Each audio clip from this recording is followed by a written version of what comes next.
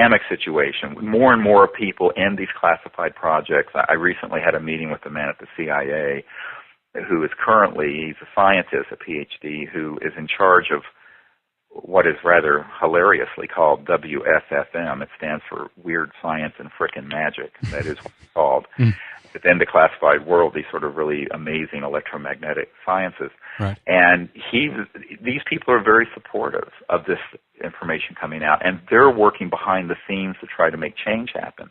But ultimately, you have to look at who, when you look at the multi-hundred trillion dollar commodities markets in oil and gas and commodities tradings and so-called derivatives, futures markets on these commodities and the electric utilities and all of that, our entire global economy and the machine that runs industrial societies is based on fossil fuel and the burning of stuff.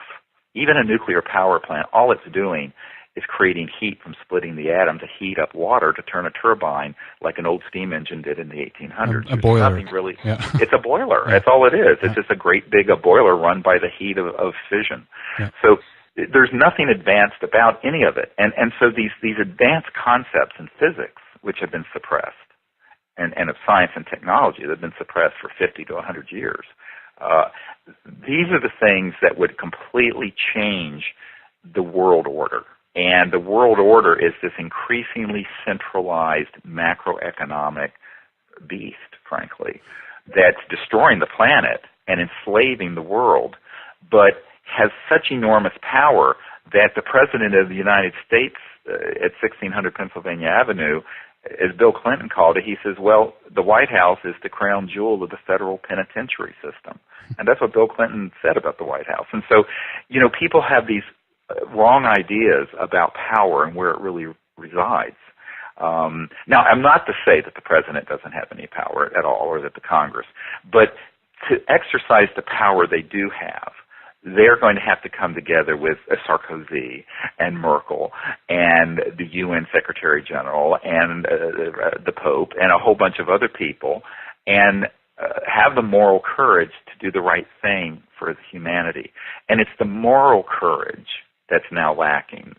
There's no lacking in actionable intelligence, because I left my medical career and have spent now 20 years, but full-time, 10 years, putting together this positive evidence and proof.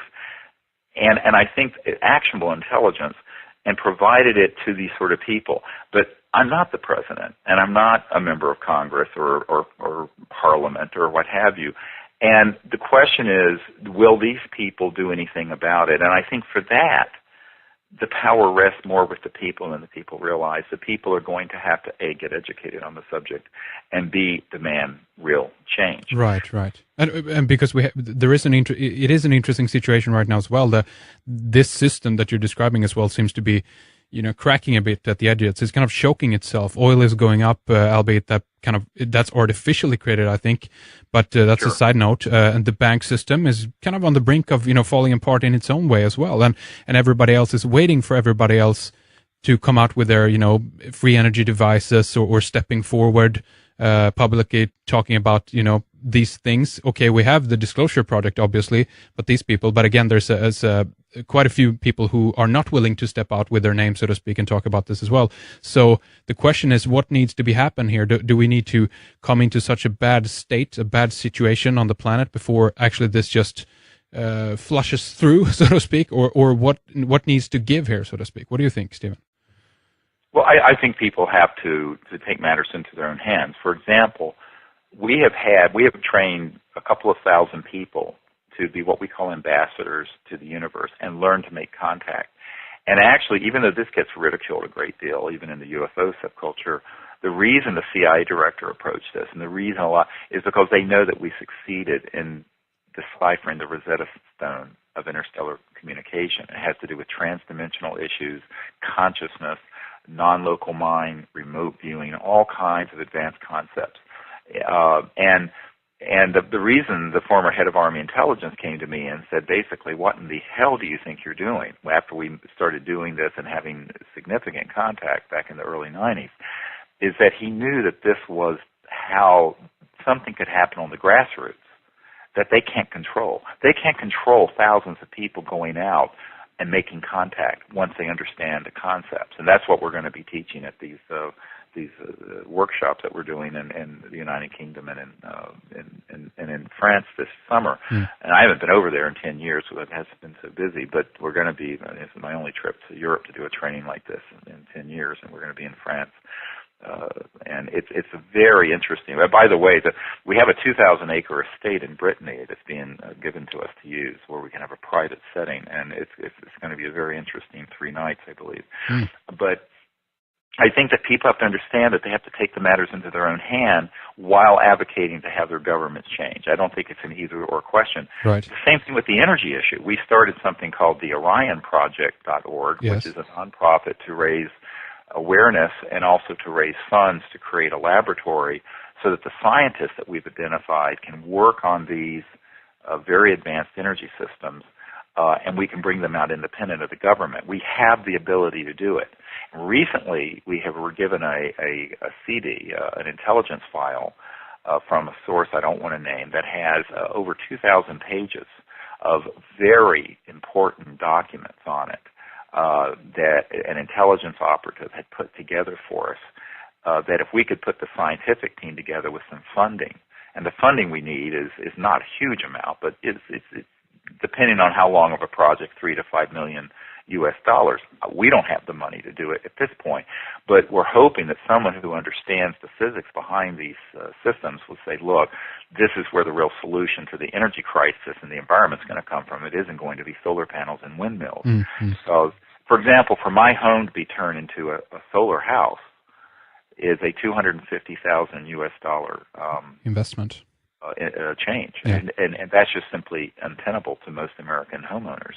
So, in order for, and not to mention your car, I mean, and then people say, well, electric cars, but the electric cars are plugged into a grid, and in America, it's 55% coal-fired power plants. In China, it's almost 100% coal-fired. So you're really going backwards with electric cars if you're plugging them into a grid that's being run by coal. They've done studies. You're better off with a hybrid. So to get out of this situation, we have got to bring out these advanced physics and electromagnetic technologies. And so the OrionProject.org is trying to identify people, and we're just about to finish a very professional grant proposal in the next couple of weeks that we'll make available to people who think they can help raise these funds for us. But, ultimately, people say, well, why can't you just, have someone do this in their garage? And it's unfortunately a little more complex than that, and you're not going to be able to do this very easily. There are rumors that people have had such devices, but so far we have not found anyone that has anything that's legitimate, and the ones who have all had them either confiscated or they've been intimidated. There are a couple scientists we know who have built these things on their own in their own labs, but they've been very, frankly, roughed up and threatened, and so they don't want to do this by themselves. Part of it is that we have got to create a secure place where these scientists can work together, properly supported and protected, with the public involved, and that's what we're trying to do with the OrionProject.org. And, I think that ultimately that's something people can do. I mean, people say, gee, what can I do? I said, well, we're not talking, one study that was done in San Francisco, the city of San Francisco gave someone $5 million to just study the feasibility of getting the energy from the waves going in and out the Golden Gate. Now, that was just to do a study, not to build anything. For that amount of money, we could build one of these devices and have a prototype out to the world.